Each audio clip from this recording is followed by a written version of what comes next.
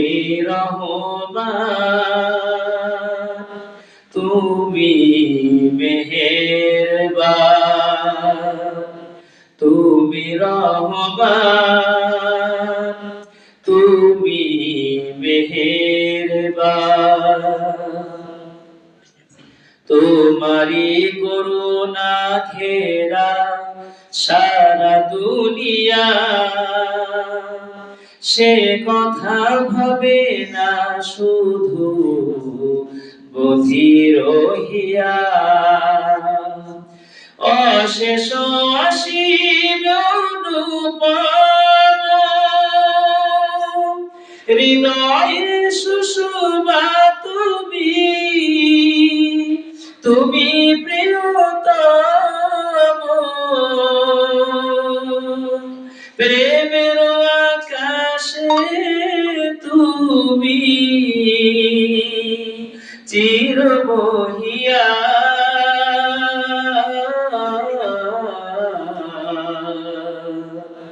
তুমি রহমান, তুমি মেহেরবান, তুমি রহমান, তুমি মেহেরবান। মজ্জাস মোহতারাম, ঐতিহ্যবাহী পুষ্পকাঠি পশ্চিমপাড়া জামে মসজিদে পবিত্র জুমার নামাজ আদায়ের জন্য আগত প্রাণ প্রিয় মুসলিমবৃন্দ, অনেক শ্রদ্ধার মুরব্বী, সমাবেশকে যুবক ভাইরা, কচি কচি মাসুম বাচ্চারা, হুফাজুল কোরআন, কোরআনের ছাত্ররা এবং এই লাইভ অনুষ্ঠানের মাধ্যমে যারা প্রবাস থেকে বাইরে থেকে যারা দেখছেন বা পরবর্তী দেখবেন, সকলকে আন্তরিক সালাম এবং শুভেচ্ছা। আসসালামু আলাইকুম ওয়া রাহমাতুল্লাহি ওয়া বারাকাতুহু।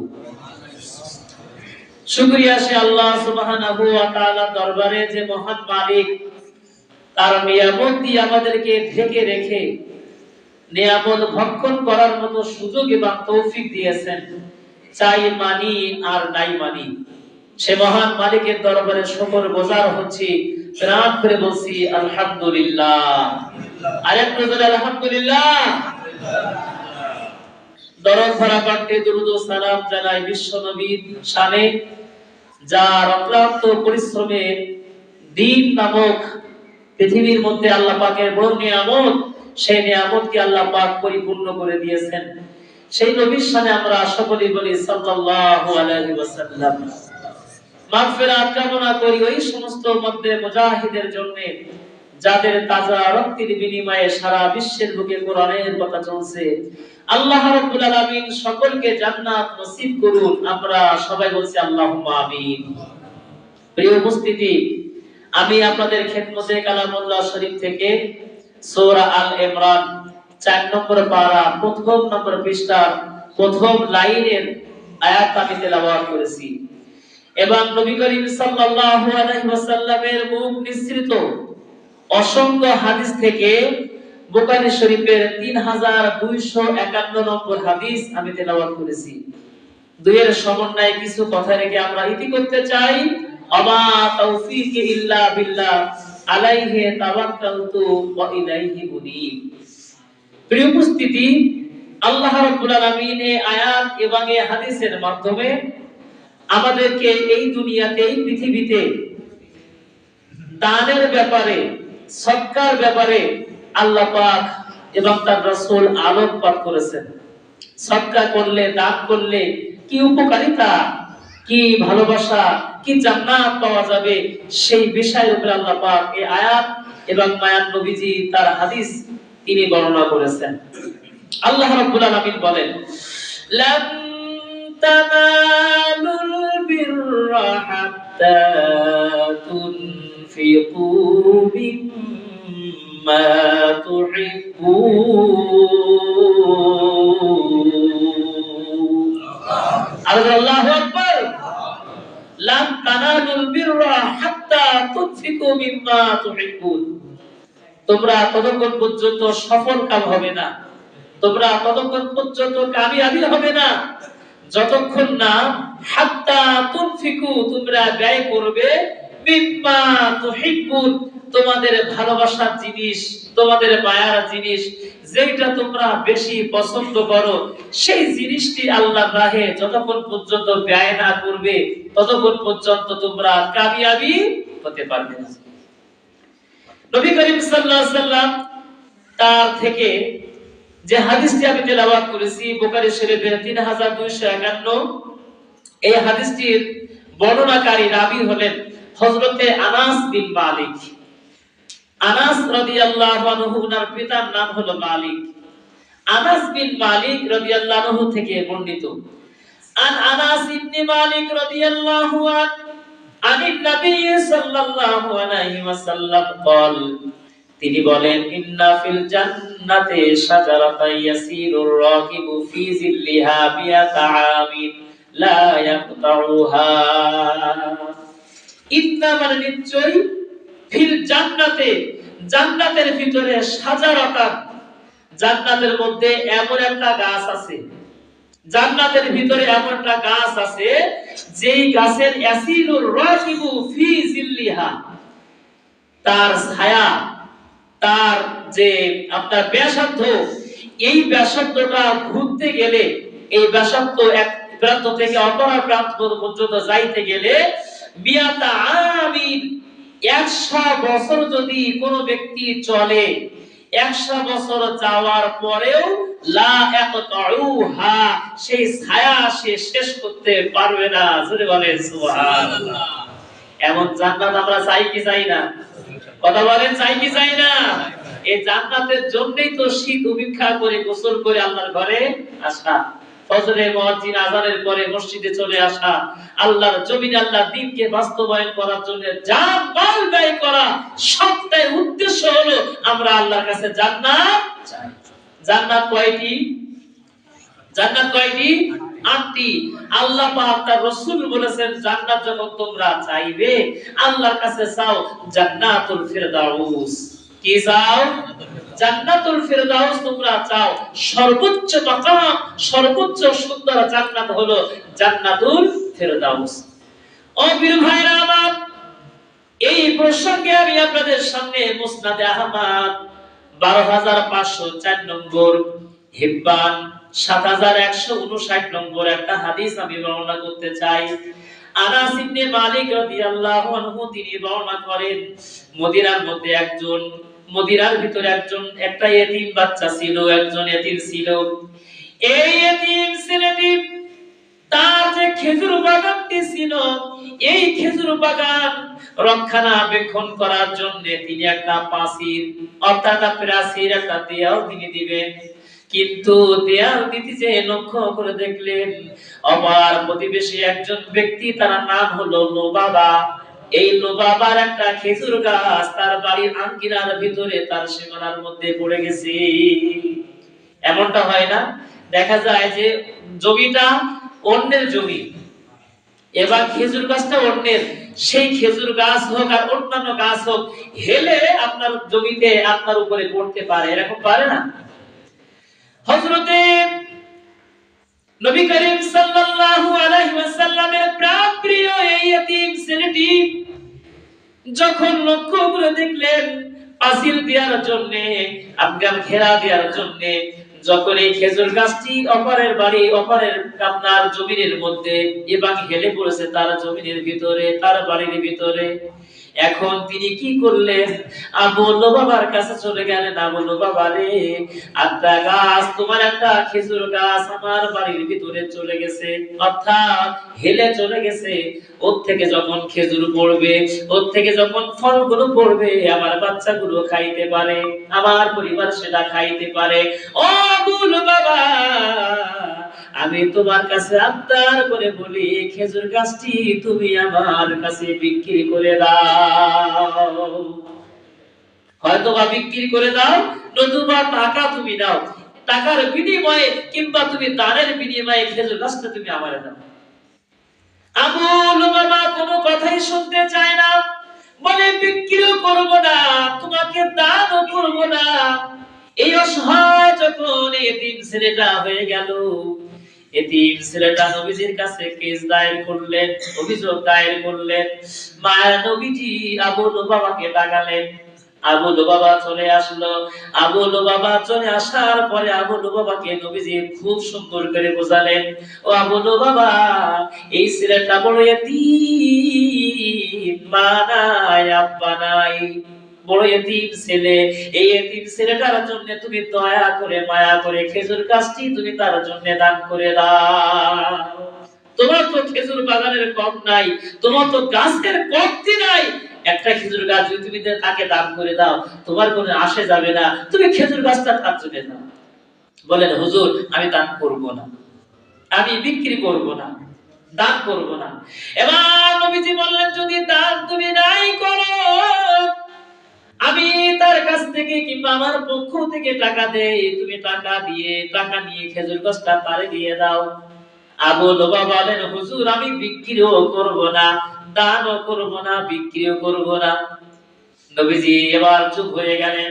নবীজি বললেন কি বলতে পারি তার জন্য। এবার আল্লাহর নবী আবু লুবাবাকে বলেন, আবু লুবাবা তুমি একটা খুশ সংবাদ শুনে নাও, একটা সুসংবাদ তুমি শুনে নাও।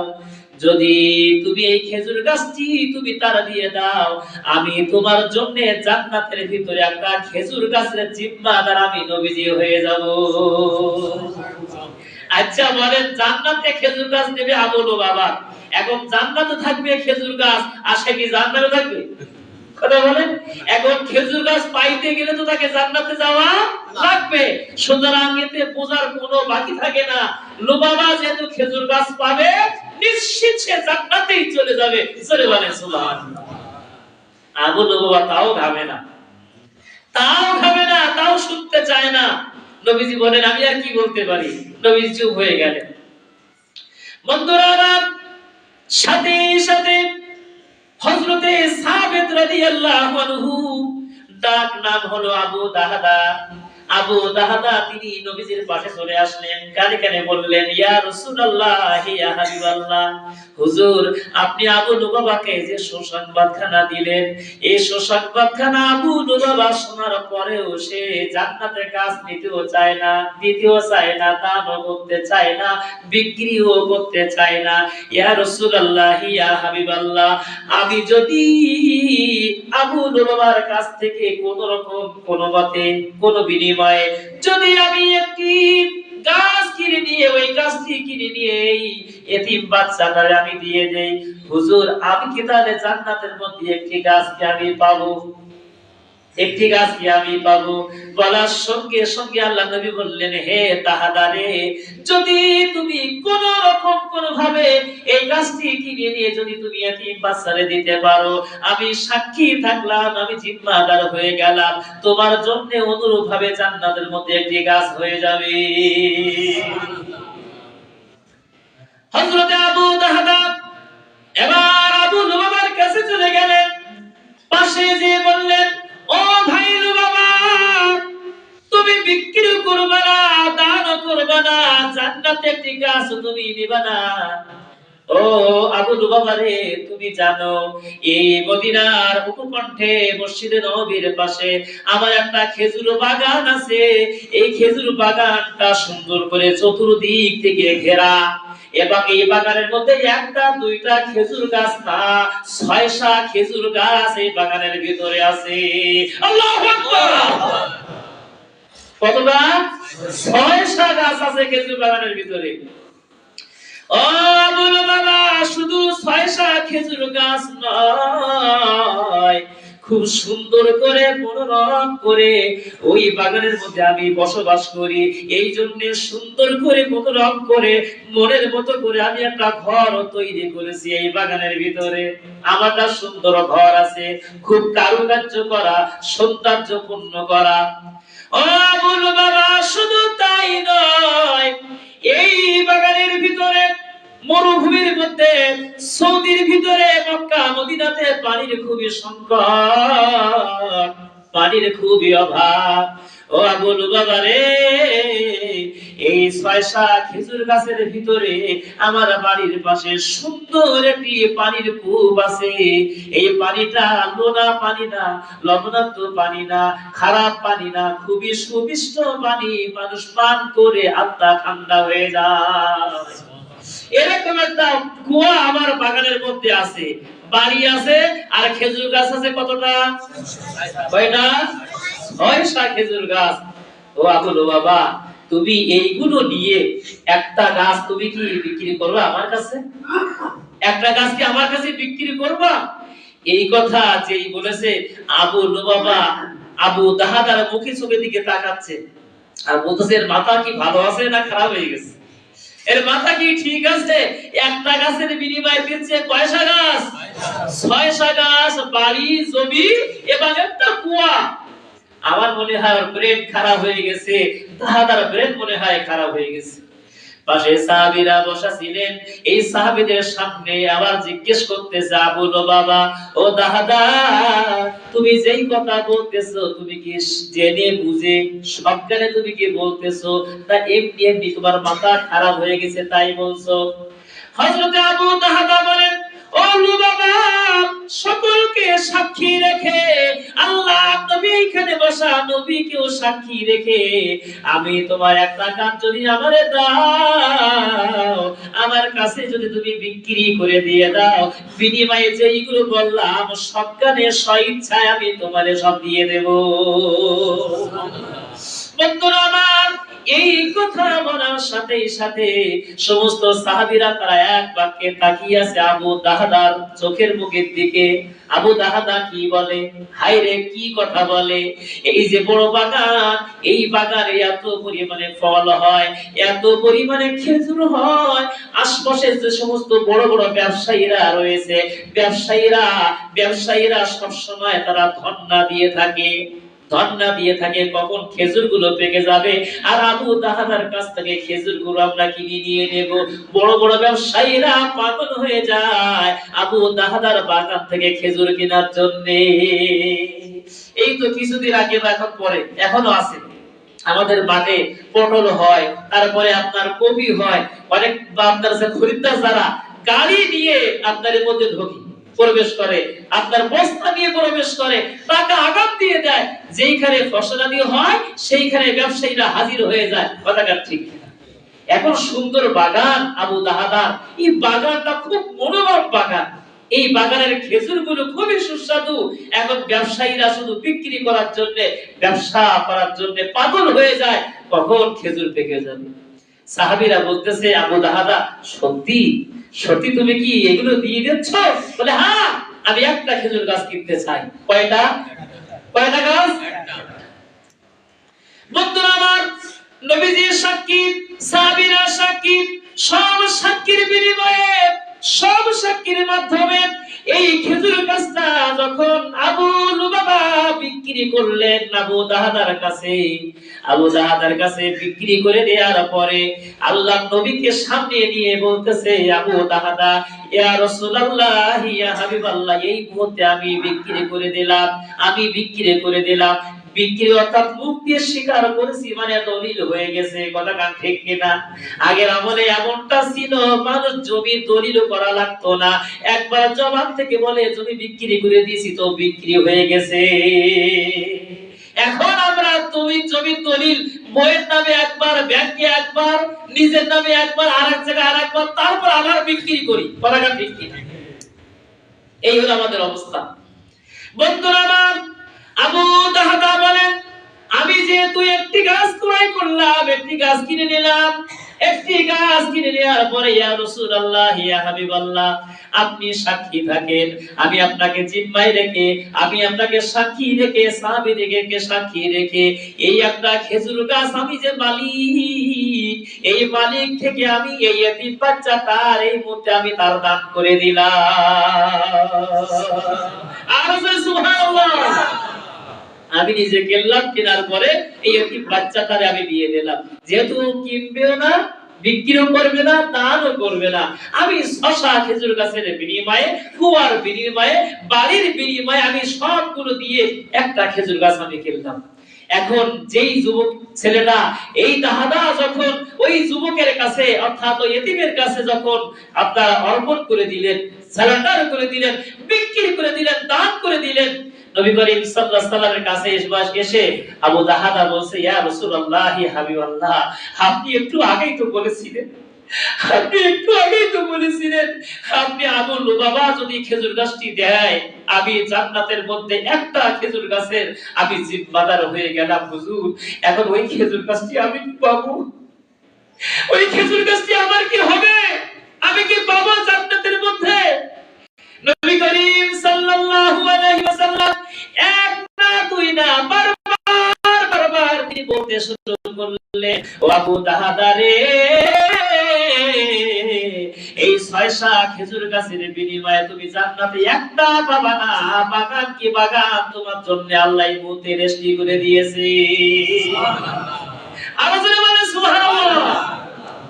বাগান কি বাগান, তোমার জন্য জান্নাতে খেজুর গাছ অপেক্ষা তোমার জন্য করছে, তোমার জন্য অপেক্ষা করছে। সম্মানিত ভাইরা আমার, নবীজির কাছ থেকে, সাহাবীদের কাছ থেকে এই কথা যখন শুনলেন, শোনার পরে হৃদয়ে আত্মায় ভরে নিয়ে এবার দৌড়াতে শুরু করলেন। দৌড়ে বাড়ি চলে গেলেন। বাড়িতে গিয়ে সীমানার পাঁচিলে, সীমানার ওই আইনে দাঁড়িয়ে গেলেন। একটা পাও ওই জমিনের মধ্যে ঢোকাননি, একটা পাও দেননি যে আমি কি করে দিয়েছি, কথা বলে সব বিক্রি করে দিয়েছি। এখন বিক্রিত জিনিসের জায়গায় আমি যাব না। উনি পাঁচিলের বাইরে, আইনের বাইরে দাঁড়িয়ে গেলেন। দাঁড়িয়ে যে বলতেছে, আমার স্ত্রী, আমার প্রিয়তমা স্ত্রী, তাড়াতাড়ি বেরিয়ে চলে এসো, বাইরে চলে এসো, তোমার বাচ্চাদেরকে বাইরে নিয়ে আসো, তোমার যা কিছু নেওয়ার দরকার সবগুলো নিয়ে বাইরে চলে আসো। এবার স্ত্রী ঘরের ভিতর থেকে বলছে, ও প্রাণের স্বামী, কেন আপনি আমারে বাইরে আসতে বলছেন? কেন আপনি আমার ঘর থেকে বের হওয়ার জন্য বলছেন? তখন আবু দাহাদা বলেন, ও আমার প্রাণের স্ত্রী রে, এই ঘর আর জমি জায়গা সব আমি বিক্রি করে দিয়েছি। এবার বলছে, কার কাছে বিক্রি করেছেন? কত টাকার বিনিময়ে আপনি বিক্রি করেছেন? আমাদের থাকার জায়গা কোন জায়গায় হবে? কোন জায়গায় বাচ্চা কাচ্চা গুলো নিয়ে আমরা থাকবো? কোন জায়গায় আমাদের ব্যবস্থা হবে? কার কাছে বিক্রি করেছেন? এবার আবু দাহাদা বলেন, ও আমার প্রিয়তমা স্ত্রী, তুমি শুনে নিয়ে নাও, একটা খেজুর গাছ আমি কিনে দিয়ে আল্লাহ রাব্বুল আলামিন জান্নাতে খেজুর গাছ আমাকে দান করবে, এই বিনিময়ে সবগুলো বিক্রি করে দিয়েছি। এই কথা যে শুনলেন, শোনার পরে স্ত্রী মারহাবা মারহাবা, আলহামদুলিল্লাহ আলহামদুলিল্লাহ, স্ত্রী বইবার বলে ঘরের ভিতর থেকে বার হয়ে আসতেছে, মুখে চোখে হাসি আর হাসি। আবার শশা খেজুর গাছ যায় চলে যাক, আবার সুন্দর ঘর বাড়ি যায় চলে যাক, আবার সুন্দর পানির কুয়া যায় চলে যাক, আমি জান্নাতের ভিতরে আমি আমার স্বামীকে নিয়ে, আমি আমার বাচ্চাদেরকে নিয়ে জান্নাতের মধ্যে ওই যে গাছ পেয়ে যাব, এটাই বড় জীবনের জন্য বড়ই সফলতা। আল্লাহু আকবার। আমার কিছুই দরকার নাই, আমি খুশি। তিজারাতাল লান তাবুর। হে আমার প্রিয়তম, হে আমার প্রিয়তম, আমার প্রাণের স্বামী, আপনি যে ব্যবসাটা করেছেন উত্তম ব্যবসা, এর মতো ব্যবসা আর হতে পারে না। ও আমার প্রিয় ভাইরা আমার, একটুখানি চিন্তা করে দেখেন, জান্নাত পাওয়ার আশায়, আমি পরকালে জান্নাত পাবো এই আশায় নিজের ঘর, নিজের জমি, নিজের শশা খেজুর গাছ, এই সুন্দর কুয়া সবটাই ছেড়ে দিলেন, আমি যেন জান্নাতের মধ্যে একটু জায়গা পাই, একটু জায়গা পাই।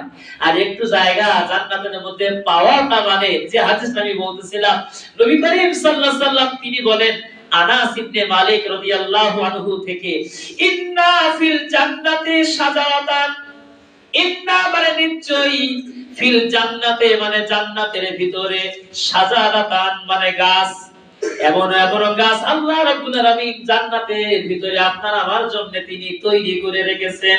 এই জান্নাতের ভিতরে ইয়াসিরুর রাকিবু ফি জিল্লিহা, আপনি এই মুড়ো থেকে অর্থাৎ এই মাথা থেকে ওই মাথা পর্যন্ত আপনি যাবেন, দ্রুতগামী কোন ঘোড়ায় হোক কিংবা কোন বাহনে হোক, যদি আপনি এই ছায়া এক জায়গা থেকে আরেক জায়গায় যেতে চান, তাহলে বিয়াতা আমিন, যদি 100 বছর যদি আপনি দৌড়ান, 100 বছর যদি আপনি চলেন, লা ইয়াকতাউহা, তারপরও ছায়া আপনি শেষ করতে পারবেন না।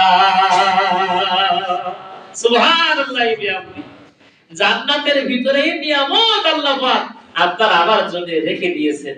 এই জন্য সাহাবীরা নবীজির জবাব থেকে শুনতেন, শোনার পরে তারা কি আর পিছপা হতেন? বলেন, পিছপা হতেন না। যুদ্ধের ময়দানে সাহাবী দাঁড়িয়ে দাঁড়িয়ে খেজুর খাচ্ছেন, যুদ্ধের ময়দানে দাঁড়িয়ে খাওয়া যায়। এখন ওই সাহাবী নবীজিকে শুনছেন, নবীজি বলছেন তুমি দেরি করছো কেন? জান্নাত তো সামনে, জান্নাত তো তরবারির তলায়।